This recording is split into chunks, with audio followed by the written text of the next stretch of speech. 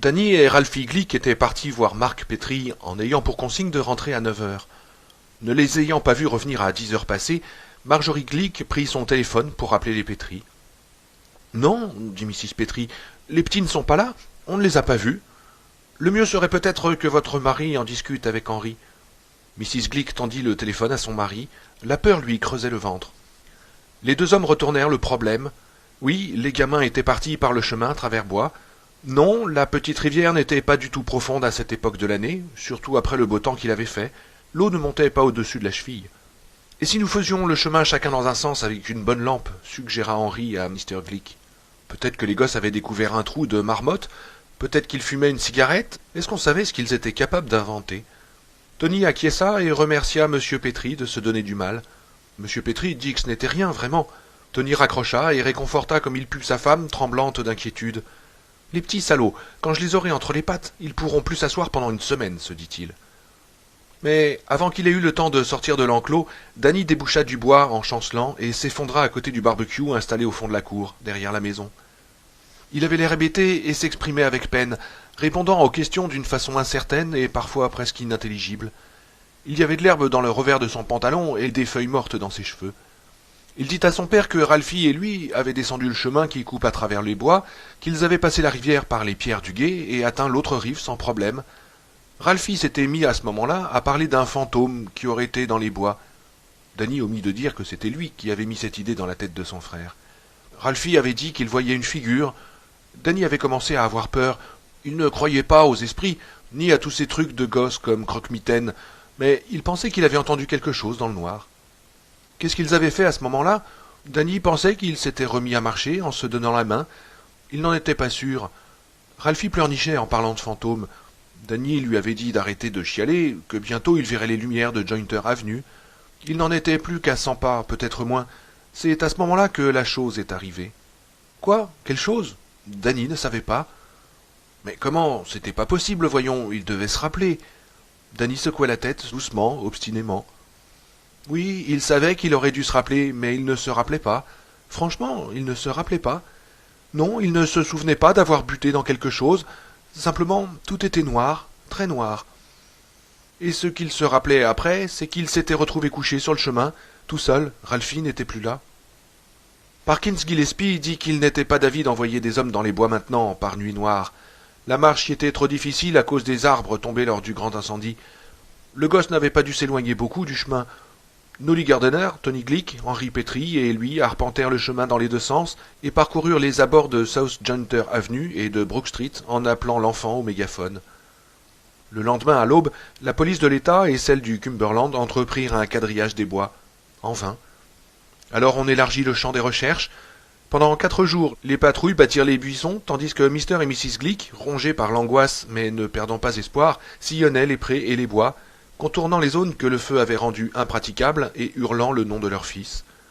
Tous ces efforts étaient restés sans résultat. On dragua la Taggart Stream et la Royal River. Cela ne donna rien. Le matin du 4e jour, Marjorie Glick réveilla son mari à 4 heures du matin. Elle était dans un état d'affolement proche de l'hystérie. Danny s'était évanoui dans le couloir d'en haut, probablement en allant aux toilettes. Une ambulance l'emmena à l'hôpital central du Maine. Le premier diagnostic, sévère, ne fut pas pour soulager les parents de leur angoisse. Le médecin responsable du service, un certain Gorby, prit Mr. Glick à part. « Votre fils est-il sujet à des crises d'asthme » demanda le docteur. M. Glick secoua négativement la tête en clignant des yeux. Il avait vieilli de 10 ans en moins d'une semaine. « Pas de fièvre rhumatismale ?»« Danny, non, pas Danny. »« Lui a-t-on mis un timbre l'année passée, vous savez, pour la tuberculose ?»« La tuberculose? Mon fils est tuberculeux ?» Monsieur Glick, nous sommes seulement en train de chercher. Margui, viens par ici. Marjorie Glick se leva et parcourut lentement le couloir. Son visage était livide, elle était à peine coiffée. On aurait dit une femme en proie à une migraine aiguë. Est-ce qu'on a fait à Danny un test antituberculeux à l'école cette année? Oui, dit-elle d'un air sombre. Quand l'école a recommencé, mais négatif. Et est-ce qu'il tousse la nuit? Demanda Gorby. Non. Est-ce qu'il se plaint de douleur dans la poitrine ou dans les articulations? Non. Est-ce qu'il a mal en urinant? Non. Pas de saignement anormal, saignement de nez, sang dans les aisselles, écorchure ou échymose anormale? Non. Gorby hocha la tête en souriant. Nous aimerions le garder pour lui faire quelques examens. Est-ce possible? Bien sûr, dit Tony. Bien sûr, je suis affilié à la Blue Cross. Ses réactions sont très lentes, dit le docteur. On va lui faire des radios, une ponction lombaire, une numération. Les yeux de Marjorie Glick s'étaient progressivement élargis. Mais est-ce que Danny a une leucémie? Murmura-t-elle. Mrs. Glick, il est difficile. Mais elle s'était évanouie. Ben Mears fut l'un des volontaires de Salem qui battirent les buissons pour retrouver Ralphie Glick, et tout ce qu'il récolta pour sa peine, ce fut des teignes de bardane dans le revers de son pantalon, et une aggravation de son rhume des foins à cause de la floraison des verges d'or. Le 3e jour des recherches, il entra dans la cuisine d'Eva avec l'intention d'avaler une boîte de raviolis et de se jeter ensuite un moment sur son lit avant de se remettre à écrire. Il y trouva Suzanne Norton s'affairant à la préparation de quelque chose qui ressemblait à du bœuf en cocotte. Les hommes qui venaient de rentrer de leur travail étaient assis autour de la table et entretenaient une vague discussion en la lorgnant du coin de l'œil. Elle portait un chemisier à carreaux très cintré et un petit short en velours côtelé. Eva Miller faisait son repassage dans une pièce en retrait à côté de la cuisine. « Tiens, bonjour, qu'est-ce que vous faites là » demanda-t-il. « Je vous fais cuire un repas correct avant que vous ne vous soyez évanoui en fumée, répondit-elle. Et dans son petit coin, Eva se mit à rire. Ben sentit ses oreilles le brûler. Elle s'y prend très bien, c'est vrai, dit Weasel. Je peux le dire, je l'ai bien regardée. Regarde-la encore un peu plus, et tes yeux tomberont de leurs orbites, ricana Grover viril. Suzanne couvrit son plat, le mit au four, et ils passèrent sous la véranda en attendant qu'il soit cuit. Un soleil écarlate incendiait le ciel au bas de l'horizon. Du nouveau demanda-t-elle. Non, rien. Il sortit de la poche de sa chemise un paquet de cigarettes un peu écrasé et en alluma une. On dirait que vous vous êtes aspergé d'eau de toilette à la fougère. Ah, si ça avait pu être ça. Et il lui montra ses bras couverts de morsures d'insectes et déchirés par les ronces. Ces putains de moustiques et ces garces d'épines. Que croyez-vous qui lui est arrivé, Ben? Oh, Dieu seul le sait. Il souffla une bouffée de fumée. Peut-être que quelqu'un s'est glissé derrière le frère aîné, l'a assommé avec une chaussette remplie de sable ou autre chose du même genre et a emmené le petit. Et croyez-vous qu'il est mort? Ben la regarda pour savoir si elle voulait une réponse sincère ou simplement un espoir. Il lui prit la main et croisa ses doigts avec les siens. « Oui, dit-il simplement, je pense que le gosse est mort. Pas de preuve décisive encore, mais c'est mon idée. » Elle secoua lentement la tête. « J'espère que vous vous trompez. Maman et quelques autres dames ont été voir Mrs. Glick. Elle en perd la tête et son mari aussi, et l'autre gamin erre dans la maison comme un fantôme. »« Ah, dit Ben. Il avait les yeux fixés sur Marston House et ne l'écoutait pas vraiment. Les volets étaient fermés. Il s'ouvrirait à la tombée de la nuit. Il fut saisi d'un frisson morbide à cette pensée formulée comme une incantation. « Soir ? Quoi ? Excusez-moi » Il ramena son regard sur elle.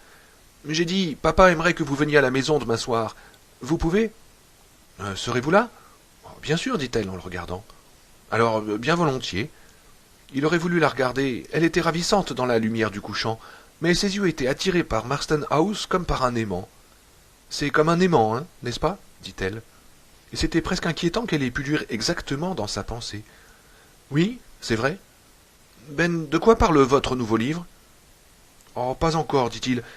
Donnez-lui le temps. Je vous le dirai dès que je pourrai, mais il faut qu'il prenne forme. Elle eut envie de lui dire « je t'aime » à ce moment précis, de le lui dire aussi spontanément et simplement que cela lui était venu, mais elle arrêta les mots au bord de ses lèvres. Elle ne voulait pas le lui dire pendant qu'il regardait là-haut. Elle se leva. « Je vais voir où en est mon plat. » Quand elle le quitta, il fumait en regardant Marston House. Le matin du 22, Laurence Crockett, assis à son bureau, lorgnait les seins de sa secrétaire, tout en dépouillant sa correspondance du lundi, quand le téléphone sonna.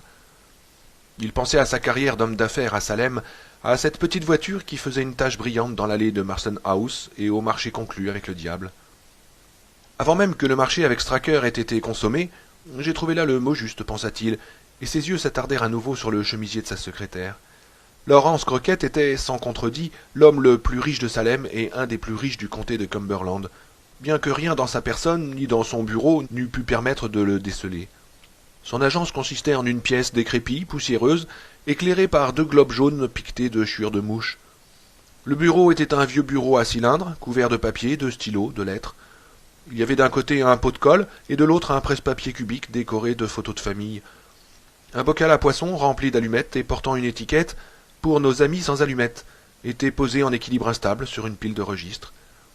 À part 3 casiers métalliques et le bureau de la secrétaire dans un petit renfoncement, il n'y avait pas d'autres meubles. Mais des photos, ça, il y en avait. Des photos partout, agrafées, punaisées, clouées sur toutes les surfaces disponibles, des polaroïdes, des Kodacolor prises les années précédentes, mais surtout beaucoup de photos en noir et blanc, gondolées et jaunies, qui pour certaines dataient d'au moins 15 ans. Au-dessous de chacune, quelques lignes dactylographiées. Belle demeure campagnarde, 6 pièces, ou sur une colline vue imprenable, Taggart Stream Road, 32 000 $. Une affaire. Ou manoir de caractère, 10 pièces, dépendance Burns Road. Ça donnait l'impression d'un petit commerce miteux et sinistre, et c'était bien ça jusqu'en 1957, date où Larry Crockett, que les meilleurs éléments de Jerusalem Slot n'étaient pas loin de considérer comme un raté, décida que les caravanes c'était l'avenir. Il hypothéqua tout ce qu'il avait, fit des emprunts pour le reste et acheta 3 caravanes.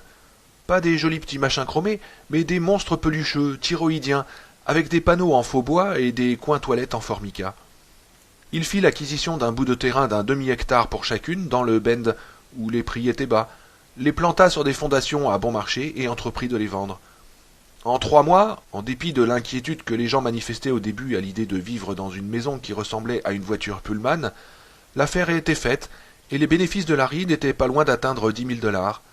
L'avenir qu'il avait entrevu pour Salem était devenu le présent. Le jour où Straker était entré dans son bureau, Crockett valait près de 2 millions de $. C'était le résultat de la spéculation sur les terrains qu'il avait menée dans les bourgades avoisinantes. Mais pas à Salem, on ne chie pas là où on mange, telle était la devise de Laurence Crockett, persuadé qu'il était que l'industrie de la maison mobile ne pouvait que croître démesurément. La prévision était juste, et, mon Dieu, c'était incroyable ce que l'argent rentrait. Crockett n'avait rien changé à sa vie, même après avoir conclu son petit marché avec l'inquiétant M. Straker. Aucun décorateur efféminé n'était venu aménager son bureau. Il avait fait fi de l'air conditionné et avait conservé son vieux ventilateur électrique. Il portait toujours les mêmes costumes luisants, les mêmes vestes de sport criardes. Il fumait les mêmes cigares à bon marché et allait toujours passer un moment chez d'elle le samedi soir pour vider quelques bières et faire une partie de billard avec les copains. Il n'avait pas lâché les transactions immobilières car il en tirait profit de 2 façons. D'abord, il avait été élu de ce fait conseiller municipal. Ensuite, ses feuilles d'impôt en bénéficiaient, car il s'arrangeait pour que le bilan apparent de chaque année présentât toujours un léger déficit.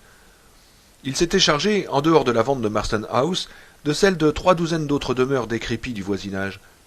Il y avait quelques bonnes affaires, bien sûr, mais Larry ne les poussait pas. L'argent ne rentrait-il pas de toute façon? Trop d'argent, peut-être. Ne se prenait-il pas à ses propres intrigues, se demanda-t-il. Straker avait dit qu'il reprendrait contact, il y avait 14 mois de cela. Alors, qu'est-ce qui se passerait si... Ce fut à ce moment-là que le téléphone sonna. « Monsieur Crockett » dit la voix familière, sans accent. « Straker, n'est-ce pas ?»« Lui-même. »« Je pensais justement à vous. Peut-être suis-je extra-lucide ?»« Comme c'est amusant, monsieur Crockett. J'ai besoin que vous me rendiez un service. »« Ah, je pensais aussi que ce moment viendrait. »« Vous allez, s'il vous plaît, me procurer un camion. Un grand camion, de location peut-être, qu'il se trouve au dock de Portland ce soir à 7 heures précises, sur le quai de la douane. 2 déménageurs suffiront, je pense. »« D'accord, répondit Crockett. Larry attrapa un bout de papier et gribouilla. « Peters, Snow, entreprise Henry, 6 heures au plus tard. » Il ne prit pas le temps de s'interroger sur la nécessité qu'il y avait de suivre les ordres de Straker à la lettre. « Il y a une douzaine de caisses à prendre, reprit Straker. Toutes, sauf une, vont au magasin. La 12e contient un buffet de grande valeur, un meuble de style. Vos déménageurs la reconnaîtront par sa taille. Il faut la porter jusqu'à la maison. Vous m'avez compris? Oui. Qu'on la mette dans la cave. Vos hommes n'auront qu'à entrer par la porte extérieure, au-dessous des fenêtres de la cuisine. M'avez-vous compris? Oui. Alors, cette caisse, un autre service, je vous prie. Vous vous procurerez 5 forts cadenas de la marque Yale. Vous connaissez cette marque? Oui, tout le monde la connaît. Mais qu'est-ce que... Vos déménageurs fermeront au cadenas la porte du magasin en partant. Ils laisseront les clés des 5 cadenas dans le sous-sol de la maison, sur la table. Quand ils quitteront la maison, ils cadenasseront la porte qui mène à la cave, la porte de devant, la porte de derrière et la remise. Vous m'avez compris? Oui. Merci, monsieur Crockett. Suivez toutes ces instructions point par point. Au revoir. Et attendez une minute. Mais plus personne sur la ligne. Il n'était pas tout à fait 7 heures quand le grand camion de déménagement orange et jaune parvint devant la cahute de tôle ondulée qui se trouvait à l'extrémité du quai de la douane, au dock de Portland. C'était l'heure du changement de marée et les mouettes tournaient en criant dans un ciel empourpré par le couchant. Merde, mais y a pas un chat ici, dit Royal Snow. Il avala sa dernière gorgée de Pepsi et laissa tomber la bouteille vide sur le plancher de la cabine. On va se faire foutre en tôle comme des cambrioleurs. Tiens, voilà quelqu'un, dit Hank Peters. Monsieur l'agent. Ce n'était pas précisément un agent, c'était un veilleur de nuit. Il dirigea sur eux le rayon de sa lampe. Hé, les gars, est-ce que l'un de vous deux s'appelle Laurence Cricut? Croquette, dit Royal. On vient de sa part, on est venu chercher des caisses. Ah bon, dit le veilleur de nuit. Venez dans le bureau, j'ai une facture à vous faire signer. Il fit signe à Peters, resté derrière son volant. Recule jusque là-bas, là où il y a la porte à 2 battants et la lumière allumée. T'as vu? Ah ouais. Et Hank fit marche arrière. Royal Snow suivit le veilleur de nuit dans le bureau. De l'eau chauffait dans la cafetière. Au-dessus du calendrier décoré d'une pin-up, la pendule marquait 7h04. Le veilleur de nuit remua quelques papiers sur le bureau et tendit à Royal un feuillet agrafé sur une planchette. « Signe, là !»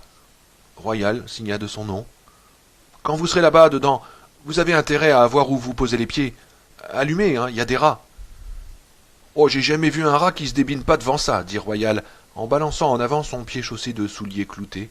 « C'est des rats de porc, fiston, » dit froidement le veilleur de nuit. « Ils ont eu affaire à des types autrement plus costauds que toi. » Royal sortit du bureau et alla jusqu'à l'entrepôt. Le veilleur de nuit était resté sur le pas de sa porte et l'observait. « Fais gaffe, » dit Royal à Peters. « Le vieux a dit qu'il y avait des rats. »« Ok, » ricana Peters. « Ce cher vieux Larry Cricut. » Royal repéra le commutateur intérieur près de la porte et alluma. Il y avait quelque chose de pesant dans l'air. L'humidité, l'odeur du sel mêlée à celle du bois pourri qui ôtait toute envie de rire. Ça et la présence des rats.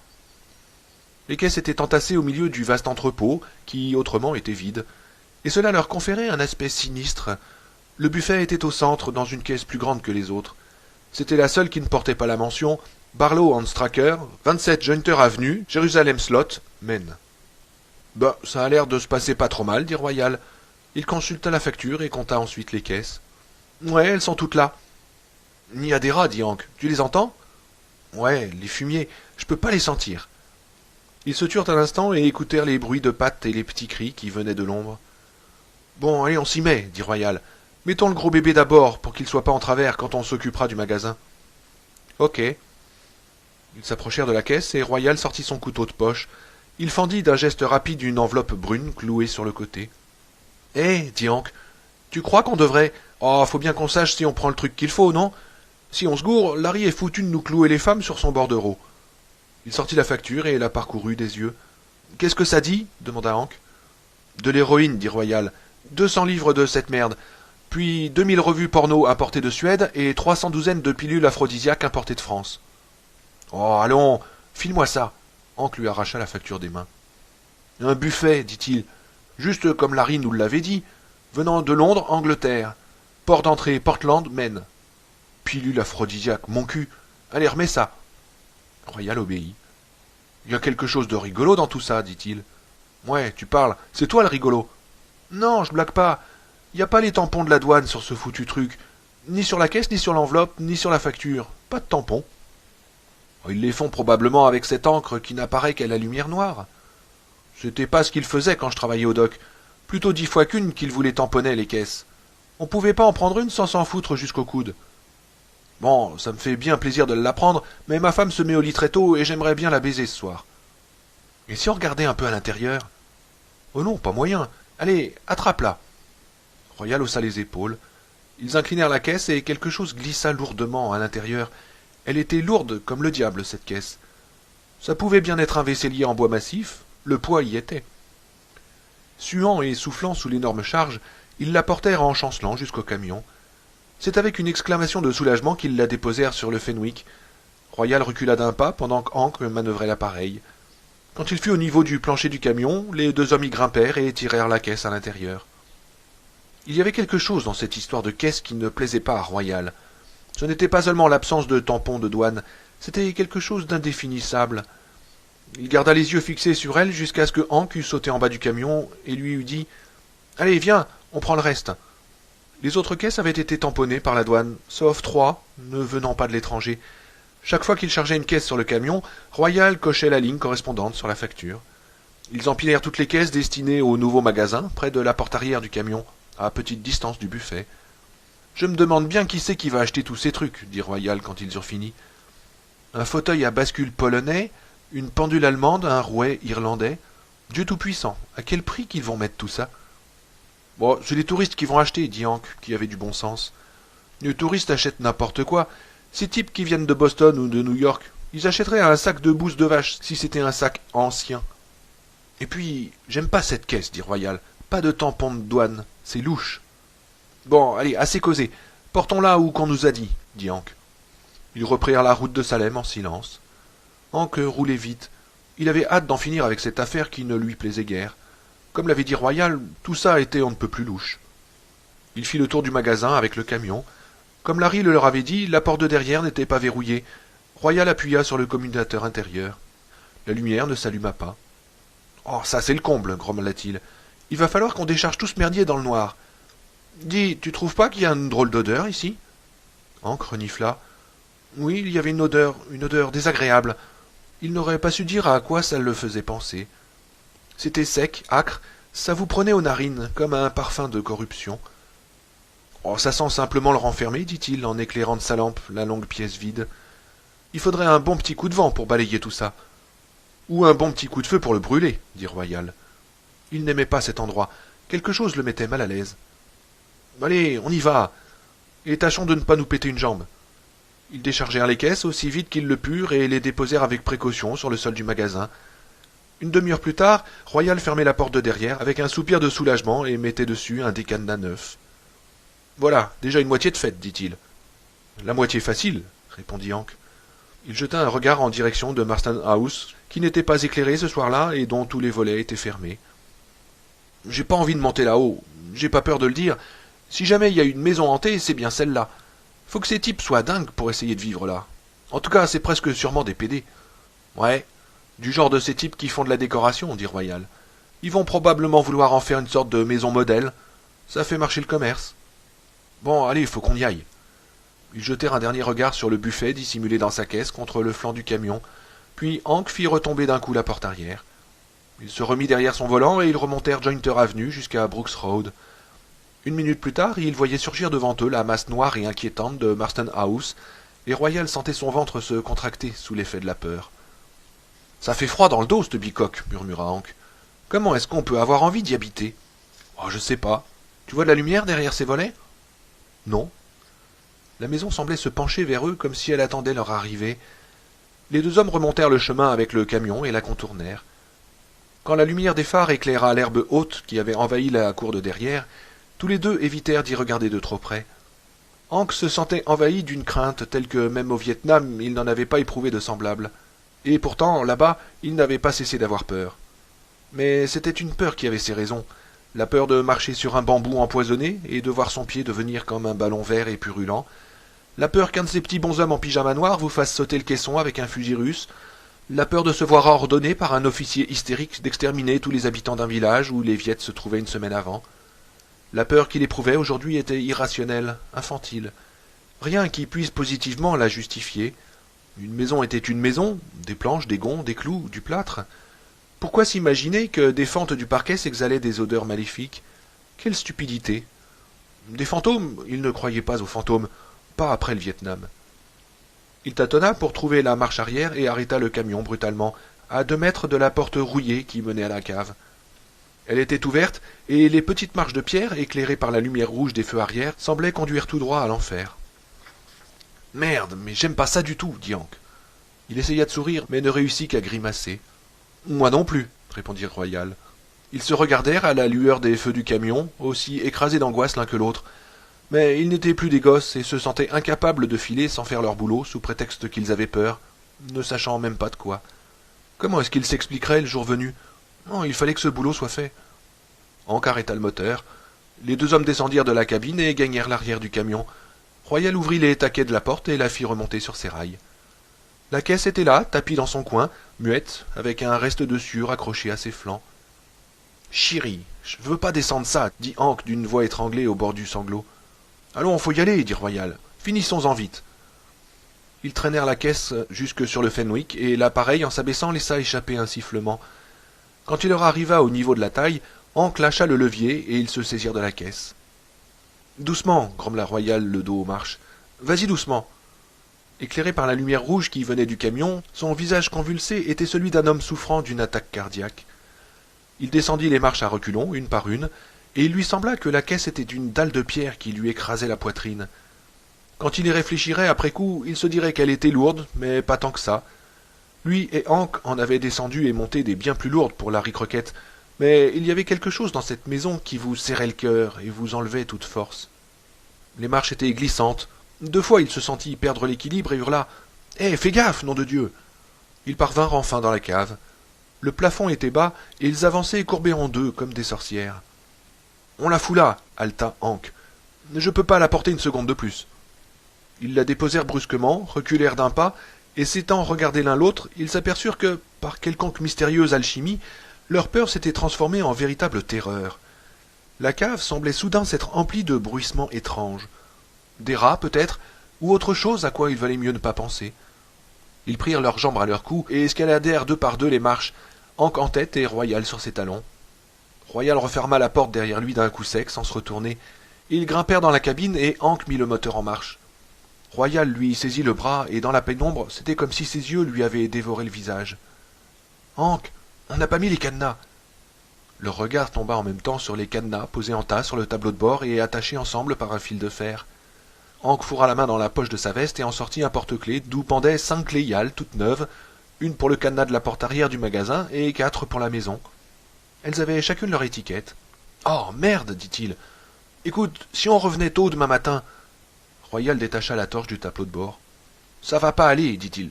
Tu le sais bien. » Ils descendirent de la cabine, et le vent de la nuit balaya de son souffle glacé leur front en sueur. « Occupe-toi de la porte de derrière, dit Royal. Je fais la porte de devant et la remise. » Ils se séparèrent. Hank alla jusqu'à la porte de derrière. Il lui fallut s'y reprendre à 2 fois pour faire entrer l'anneau du cadenas dans son trou. Placé comme il était, contre la porte, l'odeur de décomposition qui émanait de la maison semblait avoir pris une densité presque palpable. Toutes les histoires qu'on racontait à propos d'Ubi Martsen quand ils étaient gosses lui revinrent à l'esprit, ainsi que le refrain qu'ils entonnaient quand ils poursuivaient les filles. « Attention, attention, Ubi va t'attraper si tu ne fais pas. Attention !» Hank, il sursauta, et le second cadenas lui tomba des mains. Il le ramassa. « Ah, tu choisis bien ton moment, toi, pour m'arriver dessus comme ça. Est-ce que... » « Ouais. Hank, qui c'est qui va redescendre dans la cave et mettre le trousseau de clés sur la table ?»« Je ne sais pas, dit Hank. Je ne sais pas. »« Je crois qu'on ferait aussi bien de tirer au sort. »« Ouais, je crois que c'est le mieux. » Royal sortit un $1/4. « Tu diras pile ou face quand elle sera en l'air. » Il lança la pièce. « Face, dit Hank. » Royal attrapa la pièce, la plaqua contre son avant-bras et l'exposa. C'était l'aigle qui brillait sinistrement. « Mon Dieu !» gémit Hank. Mais il prit le trousseau et la torche et ouvrit à nouveau la porte menant à la cave. Il força ses jambes à descendre les marches, et quand il eut passé le petit auvent, il éclaira de sa torche la partie visible des lieux. La cave en effet tournait à angle droit 10 mètres plus loin, et se continuait, Dieu seul savait comment. La table apparut dans le rayon de la lampe. Elle était recouverte d'une nappe à carreaux toute poussiéreuse. Un énorme rat y trônait, et ce jet de lumière ne sembla nullement le déranger. Il était assis sur son derrière, on aurait dit qu'il ricanait. Hank s'avança le long de la caisse en direction de la table. « Hé, toi, Raoust !» Le rat sauta de la table et s'en alla en trottinant vers le fond de la cave. La main de Hank tremblait et le rayon de la torche, sautant d'un point à un autre, éclaira tour à tour une barrique enfouie sous la poussière, un bureau décrépit, un tas de vieux journaux et... Hank ramena brusquement le rayon de la torche sur les journaux et reprit sa respiration. À côté d'eux, il y avait... un t-shirt. Est-ce que c'était un t-shirt ? En boule comme un vieux chiffon, et à côté quelque chose qui avait pu être un blue jean, et quelque chose qui ressemblait à... Il entendit derrière lui un claquement. La panique le saisit. Il lança les clés sur la table à la volée et prit la fuite en chancelant. En passant près de la caisse, il comprit ce qui avait fait ce bruit. Un des rubans d'aluminium s'était rompu, et comme un doigt dressé, pointait en direction du plafond. Il monta les marches en trébuchant, claqua la porte derrière lui, la ferma au cadenas et courut jusqu'à la cabine. Il sentait ses poils se dresser et vit qu'il avait la chair de poule. Sa respiration était courte et sifflante comme celle d'un chien blessé. Il entendit vaguement Royal lui demander ce qui était arrivé, ce qui se passait en bas, démarra en trombe dans un rugissement de moteur et prit son tournant sur 2 roues, les pneus ravinant la terre meuble. Il ne ralentit pas avant d'avoir atteint Brooks Road, ne songeant qu'à arriver le plus vite possible au bureau de Laurence Crockett. Mais il se mit à trembler tellement qu'il craignit d'être obligé de faire halte au bord de la route. « Qu'est-ce qu'il y avait en bas » demanda Royal. « Qu'est-ce que t'as vu ?»« Rien, » dit Hank, en claquant des dents. « J'ai rien vu et je veux plus jamais voir ça. » Larry Crockett s'apprêtait à fermer boutique et à rentrer chez lui quand il entendit frapper doucement à la porte et vit revenir Hank Peters, le visage encore marqué par l'angoisse. « Vous avez oublié quelque chose, Hank » demanda Larry. Quand ils étaient revenus de Marston House, le visage ravagé comme si on leur avait mis les couilles en tire-bouchon, il leur avait donné à chacun $10 de plus et une douzaine de canettes de bière, en leur disant que peut-être ce serait aussi bien si tous les deux s'abstenaient d'en dire trop long sur leur petite expédition du soir. « Il faut que je vous parle, dit Hank. « Je ne peux pas m'en empêcher, Larry, il faut. »« Allez-y, je vous écoute, dit Larry. Il ouvrit le tiroir du bas de son bureau, en tira une bouteille de Johnny Walker et en versa une bonne dose pour lui et pour Hank dans 2 verres réclames. « Qu'est-ce qui vous tracasse ?» Hank prit une gorgée de whisky, fit une grimace et l'avala. « Quand j'ai descendu les clés sur la table de la cave, j'ai vu quelque chose. On aurait dit des vêtements. Un t-shirt et peut-être un blue jean. Et une chaussure de tennis. Je crois que c'était une chaussure de tennis, Larry. » Larry haussa les épaules et sourit. « Vraiment ?» Il lui semblait qu'on lui avait posé un bloc de glace sur la poitrine. « Le gosse des Glick portait un jeans. C'est ce qu'on a dit dans le journal. Un jeans, un t-shirt et des chaussures de tennis, Larry. Et si... » Larry continuait à sourire, mais un sourire figé. Hank poursuivit d'une voix étranglée. « Et si ces gens qui ont acheté Marston House et le magasin avaient bousillé le petit Glick ?» Voilà, c'était sorti. Il avala le reste de son verre d'un seul coup. Toujours souriant, Larry dit « Vous avez peut-être aussi vu un corps ?»« Non, non, mais... »« Ça, ce serait quelque chose à dire à la police, » reprit Larry Crockett. Il remplit de nouveau le verre de Hank. Sa main ne tremblait pas, elle était froide et ferme comme un roc dans un ruisseau gelé. « Et je vous conduirai tout droit chez Parkins, mais quelque chose comme ça, » il secoua la tête, « ça peut faire venir au jour des histoires ennuyeuses. Vos relations avec la serveuse de chez Dell, par exemple, elle s'appelle bien Jackie, n'est-ce pas ?»« Mais de quoi vous parlez, bon Dieu ?» Le visage de Hank était devenu livide. « Et se renvoient pour des raisons peu honorables, sûr et certain qu'ils iraient fourrer leur nez dans l'affaire. Mais faites ce que vous devez faire, Hank, agissez comme vous le jugez bon. »« J'ai pas vu de corps, » murmura Hank. « À la bonne heure, dit Larry souriant. « Et peut-être n'avez-vous pas vu non plus de vêtements? Ce n'était peut-être que des chiffons. »« Des chiffons, dit Hank Peters lugubrement. « Mais oui, vous savez bien ce que c'est que les vieilles maisons. Il y a toujours plein de saletés qui traînent partout. Vous avez peut-être vu une vieille chemise dont on avait fait un chiffon. »« Ouais, c'est ça, dit Hank. Il vida son verre pour la seconde fois. « Vous savez voir les choses, Larry. » Crockett tira son portefeuille de la poche arrière de son pantalon, l'ouvrit et compta 5 billets de $10 sur le bureau. « Qu'est-ce que c'est que ça ?» demanda Hank. « J'ai oublié de vous payer pour le travail que vous avez fait pour Brenham le mois dernier. Il faut me rappeler ces choses-là, Hank. Vous savez comme il m'arrive d'oublier. »« Mais vous m'avez... » Larry, le sourire aux lèvres, l'interrompit. « Savez-vous que vous pourriez être assis là, me raconter quelque chose, sans que demain je me souvienne de rien? Est-ce que ce n'est pas terrible ?»« Oui, murmura Hank. Il prit les billets d'une main tremblante et les fourra aussitôt dans la poche intérieure de sa veste de toile bleue, comme s'il lui brûlait les doigts. Puis il se leva avec tant de précipitation qu'il faillit renverser sa chaise. « Faut que je parte, Larry. J'ai pas... faut que j'y aille. »« Emportez la bouteille, » proposa Larry. Mais Hank était déjà à la porte. Il ne s'arrêta pas. Larry se renfonça dans son siège. Il se versa un autre verre. Sa main ne tremblait toujours pas. Au lieu de quitter son bureau, il prit un autre verre, puis encore un autre. Il pensait au pacte avec le diable. Enfin, le téléphone sonna, il décrocha, écouta. « C'est fait, dit-il. » Il écouta, raccrocha, se versa un autre verre. La nuit qui suivit, Hank Peters rêva que d'énormes rats surgissaient d'une tombe ouverte, qui contenait le corps en décomposition d'Ubi Martsen, une corde en chanvre de manille autour du cou. Il se réveilla aux premières heures du jour, le torse trempé de sueur, se redressa en haletant et poussa un cri quand sa femme lui toucha le bras. Le magasin d'alimentation de Milt Crosson était situé à l'angle de Jointer Avenue et de Railroad Street, et presque tous les vieux de la petite ville se donnaient rendez-vous là quand il pleuvait et que le parc était impraticable. Il devenait, pendant le long hiver, un des éléments immuables du décor. Quand Stracker fit son apparition dans sa Packard 1939, ou 1940, le temps était juste un peu brumeux, et Milt et Pat Midler discutaient, non sans de nombreuses parenthèses et digressions, sur le point de savoir si Judy, la petite amie de Freddie Overlock, avait filé en 1957 ou en 1958. Ils étaient d'accord pour dire qu'elle était partie avec un vendeur de salade de Yarmouth et qu'il ne valait pas un clou, ni elle non plus, mais pour le reste, leur avis divergeait. La conversation s'arrêta net quand Stracker entra. Son regard fit le tour du petit groupe.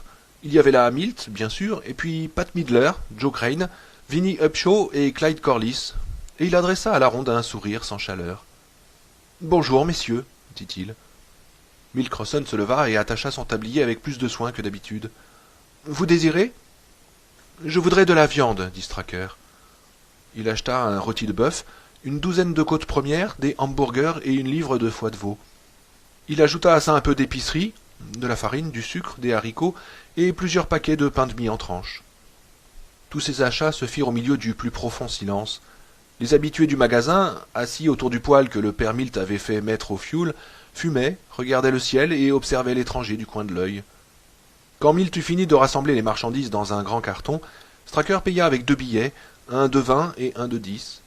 Il prit le carton, le mit sous son bras et adressa de nouveau à la ronde un sourire glacial. « Au revoir, messieurs, » dit-il, et il sortit. Joe Crane se bourra une pipe. Clyde Corliss se gratta bruyamment la gorge et envoya un jet de salive mêlée de tabac à chiquer dans le seau ébréché posé près du poêle. Winnie Upshaw sortit de la poche de sa veste un vieil appareil à rouler les cigarettes, disposa le tabac dans le caoutchouc et glissa la feuille de papier de ses doigts déformés par les rhumatismes. Ils regardèrent l'étranger soulever le carton pour le mettre dans le coffre. Ils savaient tous que ce carton, avec tout ce qu'il contenait, devait peser au moins 15 kilos, et ils l'avaient tous vu se le mettre sous le bras comme si c'était un coussin en plume. Il s'installa au volant et remonta à Jointer Avenue. La voiture grimpa la colline, tourna à gauche sur Brooks Road et disparut pour ressurgir l'instant d'après de derrière les arbres, réduite par la distance à la taille d'un jouet. Ils la virent encore s'engager dans l'allée menant à la maison, puis ils la perdurent de vue. « Drôle de type, » dit Winnie. Il se colla sa cigarette au coin des lèvres, enleva quelques brins de tabac qui dépassaient et sortit une allumette de cuisine de la poche de sa veste. « Ça doit être un de ces 2 bonshommes qui ont acheté le magasin, » dit Joe Crane.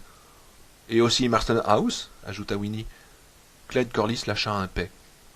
Pat Midler s'absorba dans la contemplation d'un cal sur sa paume gauche.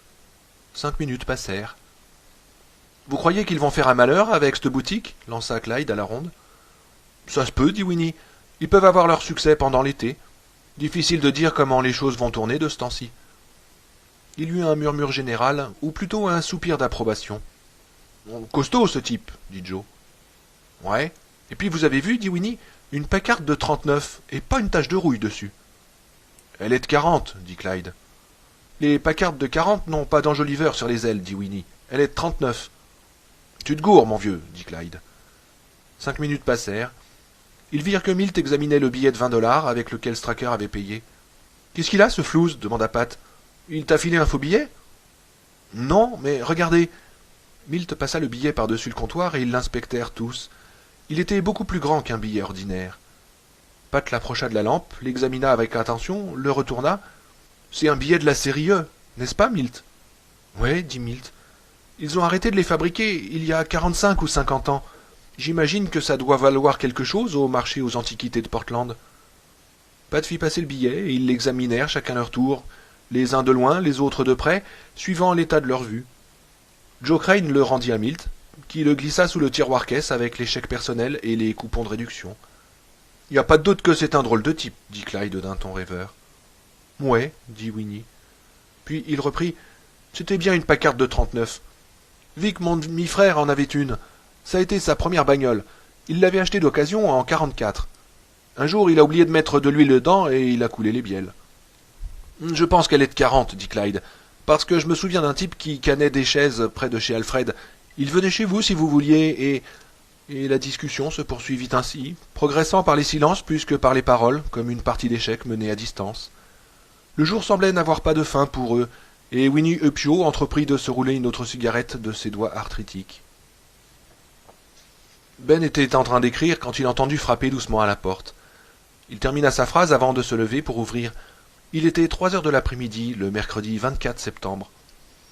La venue de la pluie avait coupé court à toute velléité de chercher encore Ralphie Glick, et tout le monde s'accordait à penser que c'était fini, Le petit Glick était parti, bien parti.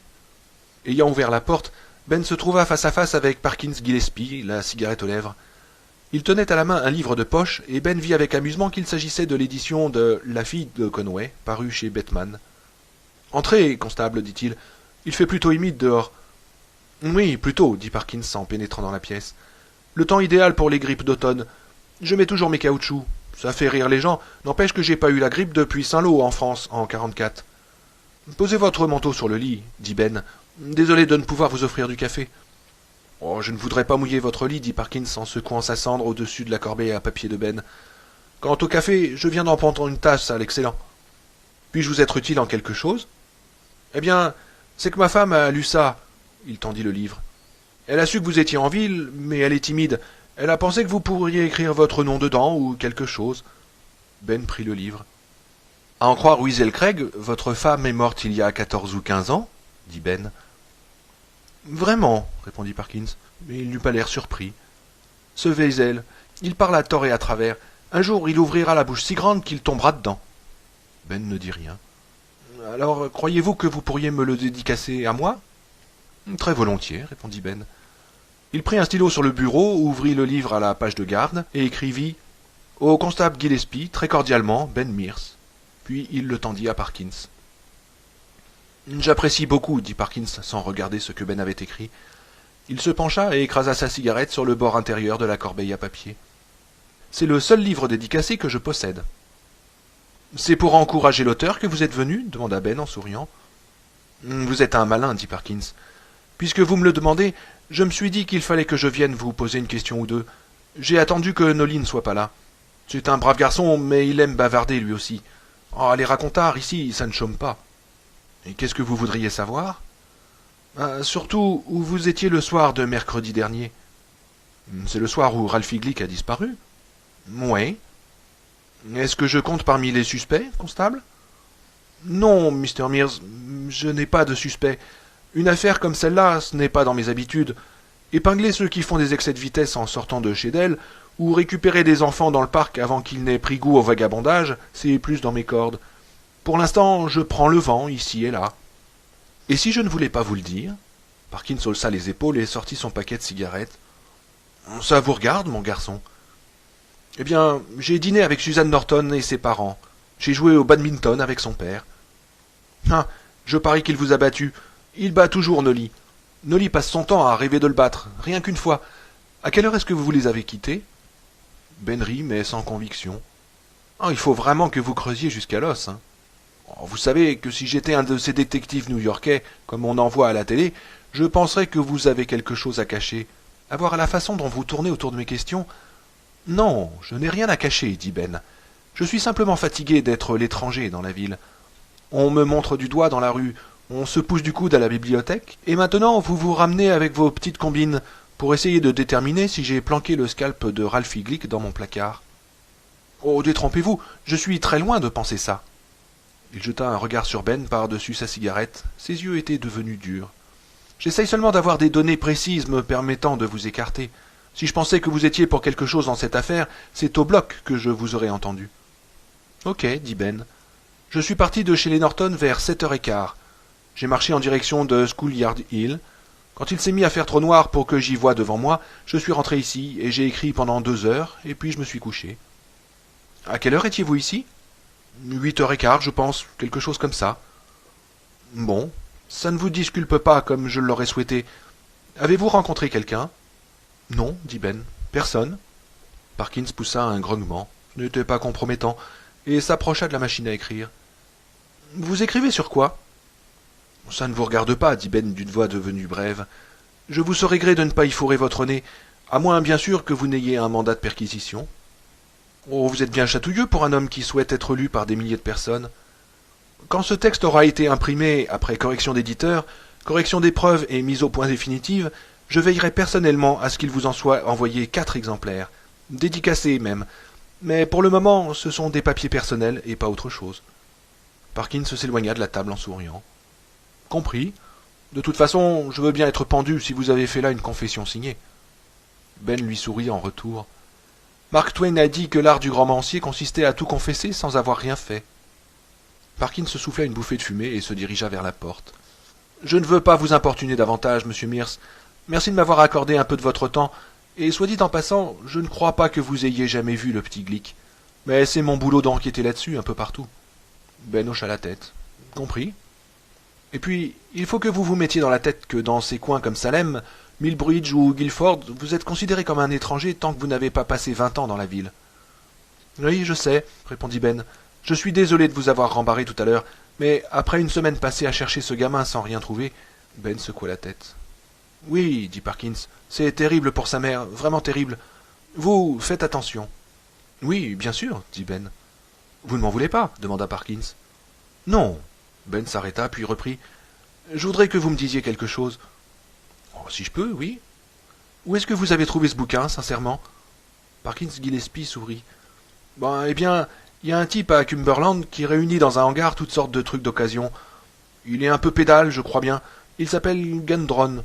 Il vend des livres de poche à 10 cents la pièce. Il y en avait 5 exemplaires. » Ben rejeta la tête en arrière et éclata d'un bon rire. Parkins Gillespie s'en alla, la cigarette et le sourire aux lèvres. Ben s'approcha de la fenêtre et attendit de le voir sortir de la maison et traverser la rue en évitant soigneusement de mettre ses caoutchoucs noirs dans les flaques. Parkins s'arrêta un instant devant la vitrine du nouveau magasin avant de frapper à la porte.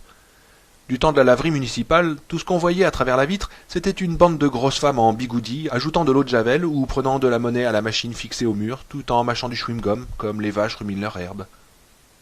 Mais la camionnette d'un décorateur d'intérieur venu de Portland avait stationné devant la porte tout l'après-midi de la veille et venait de passer là encore toute la journée. Aussi l'endroit avait-il pris une allure tout à fait différente. Une estrade recouverte d'une jolie moquette bouclée d'un verre clair avait été installée dans la vitrine. 2 spots invisibles jetaient une lumière flatteuse sur les 3 meubles exposés, une horloge à balancier, un rouet et un secrétaire à l'ancienne en cerisier. Devant chacun d'eux, on avait mis une espèce de chevalet supportant un petit carton sur lequel un prix était inscrit en chiffres discrets. Et, mon Dieu, est-ce que quelqu'un jouissant de toutes ses facultés irait donner 600 $ pour un rouet, alors qu'on pouvait se procurer n'importe où une singère pour 48,95 $? Parkins frappa à la porte en soupirant. Elle s'ouvrit dans la seconde qui suivit, comme si le nouveau propriétaire s'était tapi derrière en attendant que Parkins vienne y frapper. « Inspecteur, » dit Stracker avec un mince sourire, « comme c'est gentil de venir. »« Oh, je ne suis qu'un pauvre vieux constable, vous savez, » dit Parkins. Il entra à grands enjambées dans le magasin, tout en allumant une pâle malle. « Je me présente, Parkins Gillespie, très heureux de faire votre connaissance. » Il tendit la main. Elle fut saisie et gentiment écrasée par une main très sèche et très forte, qui, au bout d'un instant, desserra son étreinte. « Richard Trockert Stracker, » dit l'homme chauve. « J'ai bien pensé que c'était vous, » dit Parkins en regardant autour de lui. On avait posé de la moquette partout, et on était en train de peindre les murs. L'odeur de peinture fraîche était plaisante, mais il y avait une odeur par-dessous, infiniment moins agréable. Parkins ne put déterminer ce que c'était. Il ramena son attention sur Stracker. « Que puis-je faire pour vous en cette magnifique journée ?» demanda Stracker. Parkins se détourna pour jeter un coup d'œil à travers la devanture. Il tombait toujours des cordes. « Oh, rien du tout, » répondit-il. « Je suis juste venu vous saluer, vous accueillir dans cette ville et vous souhaiter bonne chance, voilà tout. »« Quelle aimable pensée. Prendriez-vous un café ou un peu de sherry? J'ai une petite réserve là derrière. »« Non, merci, je ne peux pas rester. Monsieur Barlow est-il par ici ?»« Non, Monsieur Barlow est à New York en train de faire des achats. Je ne l'attends pas avant le 10 octobre au plus tôt. »« Ah, vous allez ouvrir sans lui alors, » dit Parkins, tout en pensant qu'à en juger par les prix indiqués dans la vitrine, Stracker ne risquait pas d'être assailli par la clientèle. « À propos, quel est le prénom de Monsieur Barlow ?» Stracker sourit de nouveau, de son sourire en lame de rasoir. « Est-ce une question que vous me posez en votre qualité de constable ?»« Non, en curieux, simplement. »« Mon associé s'appelle Kurt Barlow, » dit Stracker. « Nous avons travaillé ensemble à Londres et à Hambourg. Ceci, il fit un geste circulaire, ceci sera notre retraite. Modeste et cependant appréciable. Nous comptons juste gagner de quoi vivre simplement. Mais nous aimons tous les deux les choses anciennes, les belles choses, et nous espérons bien nous faire une réputation dans le pays. Peut-être même dans toute la Nouvelle-Angleterre, cette superbe région. Pensez-vous que ce soit possible, constable Gillespie ? » ?»« Pourquoi pas ?» dit Parkins, qui cherchait un cendrier. N'en voyant pas, il secoua sa cendre dans la poche de son manteau. « En tout cas, je vous le souhaite, et surtout dites à M. Barlow, quand vous le verrez, que je compte bien lui rendre visite. » Je n'y manquerai pas, dit Stracker. Il aime énormément la compagnie. Ah bah voilà qui est bien, dit Gillespie. Il se dirigea vers la porte, s'arrêta et, regardant en arrière, vit que Stracker l'observait intensément. Et dites-moi, qu'est-ce que vous pensez de la vieille maison? Oh, il y a beaucoup à faire, dit Stracker, mais nous avons le temps. C'est sûr, dit Parkins. Vous n'auriez pas par hasard vu des petits gosses traîner par là-haut? Le front de Stracker se plissa. Des petits gosses? Oui, dit Parkins. Vous savez comme les gamins aiment quelquefois jouer des tours aux nouveaux venus, lancer des pierres ou tirer les sonnettes et ensuite se sauver, ce genre de truc. Non, dit Stracker, pas d'enfant. Il y a un de nos gamins qui a, comme qui dirait, disparu. Vraiment? Oui, répondit Parkins d'un ton calme. Oui, vraiment. On se demande maintenant si on va le retrouver vivant. Comme c'est triste, dit Stracker d'une voix froide. Oui, c'est vrai. Si jamais vous remarquez quelque chose, oh, je vous en ferai part, bien sûr, immédiatement. Il eut de nouveau un petit sourire glacial. Bon, dit Parkins. Il ouvrit la porte et regarda avec résignation la pluie qui tombait à verse. Dites à M. Barlow que j'ai hâte de faire sa connaissance. Je ne manquerai pas de le lui dire, constable Gillespie. Ciao. Parkins regarda Stracker avec stupéfaction. Ciao? Le sourire de Stracker s'élargit. Oh, c'est le terme courant pour se dire au revoir en Italie. Ah, bon, on en apprend tous les jours. Allez, bye. Il ferma la porte derrière lui et se lança sous les cataractes. Le terme courant, pas courant pour moi en tout cas. Sa cigarette était déjà trempée, il la jeta. De l'intérieur de son magasin, à travers la devanture, Stracker le regarda remonter la rue. Il ne souriait plus. Arrivé à la gendarmerie, Parkins s'appela. « Nolly, tu es là, Nolly ?» Pas de réponse. Parkins secoua la tête. Nolly était un brave garçon, mais il n'en avait pas lourd dans le ciboulot. Il retira son manteau, défit ses caoutchoucs, s'assit à son bureau, chercha un numéro de téléphone dans l'annuaire et le composa sur le cadran. Quelqu'un décrocha à la première sonnerie. « FBI, Portland, agent Harahan. Ici Parkins Gillespie, constable à Jérusalem Slot. Nous avons un jeune garçon qui a disparu. » « Oui, je sais, dit Harahan d'une voix coupante. Ralph Glick, 9 ans, 1m40, cheveux noirs, yeux bleus. Que se passe-t-il? Y a-t-il eu un message des ravisseurs? Non, rien de ce genre, répondit Parkins. Mais pourriez-vous m'avoir des renseignements sur 3 individus dont je vais vous donner les noms? Harahan répondit par l'affirmative. Il s'agit d'abord de Benjamin Mears, M-E-A-R-S, écrivain. Il a publié un livre dont le titre est La fille de Conway. Les 2 autres font la paire. L'un s'appelle Kurt Barlow, B-A-R-L-O-W. L'autre... Est-ce que vous écrivez Kurt avec un C ou avec un K demanda Harahan. Je ne sais pas, répondit Parkins. Bon, continuez. C'est ce que fit Parkins, la sueur au front. Quand il lui arrivait de s'adresser aux plus hautes instances de la loi, il avait toujours l'impression d'être un minus. L'autre type est Richard Trockert Stracker. 2 T à la fin de Trockett, et Stracker comme ça se prononce. Lui et Barlow font du commerce de meubles et d'antiquités. Ils viennent d'ouvrir un petit magasin ici. Stracker prétend que Barlow est à New York pour une tournée d'achat. Il dit avoir travaillé en association avec lui à Londres et à Hambourg. C'est plausible. Croyez-vous que ces gens soient impliqués dans l'affaire demanda l'agent du FBI. Pour l'instant, je ne sais même pas si on peut parler d'une affaire, répondit Parkins. Mais ils sont arrivés en ville à peu près à ce moment-là. Et pensez-vous qu'il y a un lien entre Mears et les 2 autres? Parkins se pencha et jeta un coup d'œil par la fenêtre. Ça, dit-il, c'est une des choses que j'aimerais bien tirer au clair.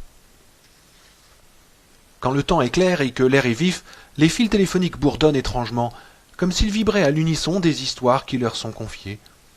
Le son de ces voix désincarnées qui traversent l'espace ne ressemble à nul autre. Il a payé avec un billet de 20 $ d'autrefois, ma belle. Tu sais, les grands billets.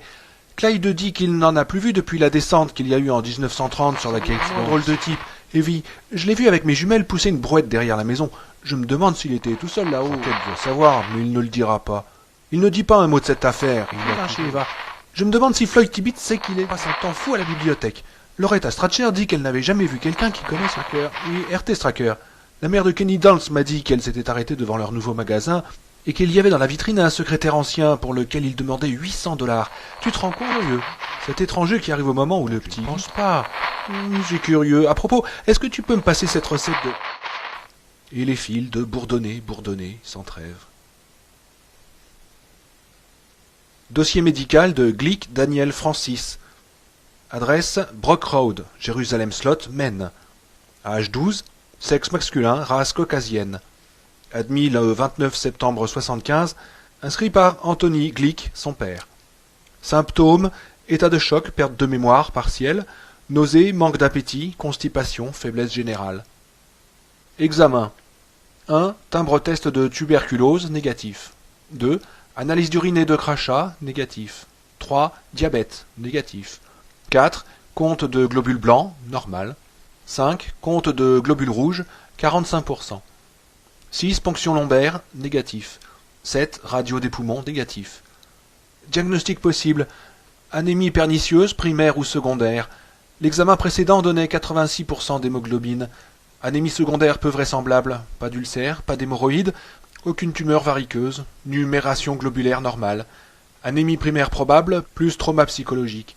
Recommande lavement barité et examen radiologique pour dépistage éventuel d'hémorragie interne, bien que le père n'ait signalé aucun accident. Recommande aussi administration journalière de vitamine B12.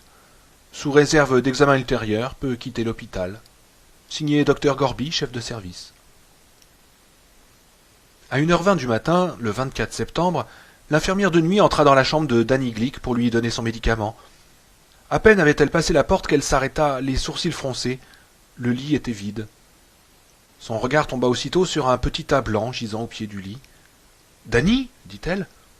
En s'avançant vers lui, elle pensa « Il a voulu aller aux toilettes et il n'en a pas eu la force, ça doit être ça. » Elle le retourna doucement et sa première pensée, avant qu'elle eût compris qu'il était mort, fut que la vitamine B12 avait agi. Il avait bien meilleure mine que lors de son admission. Ce ne fut qu'après qu'elle se rendit compte que les poignets de Danny étaient glacés et que le sang avait cessé de circuler dans ses veines. Il ne lui restait plus qu'à courir au poste des infirmières pour signaler qu'il y avait un décès dans le service.